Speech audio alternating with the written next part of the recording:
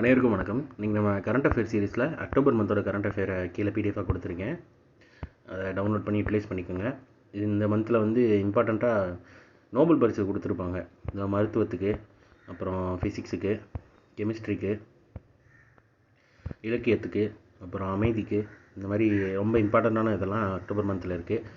அப்புறம் இந்த RBI repo rate வந்து ஆர்பிஐ ரெப்போ ரேட் 6.50 தான். பிப்ரவரி வரையவே அதான் இருந்தது. ஸோ நீங்கள் ஆர்பிஐ ரெப்போ ரேட்டுன்னு கேட்டாலே 6.50 ஞாபகம் வச்சுக்கோங்க. லாஸ்ட் 1 இயராக அந்த ரேட்டில் தான் மெயின்டைன் ஆகிட்டு இருக்குது.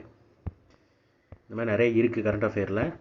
கீழே வந்து இன்னும் நிறைய இருக்குது. நீங்கள் டவுன்லோட் பண்ணி யூட்டிலைஸ் பண்ணிக்கோங்க. இதை பற்றி எலாபரேட்டாக ஜூன் மந்த் கரண்ட் அஃபேரில் போட்டிருப்பேன்.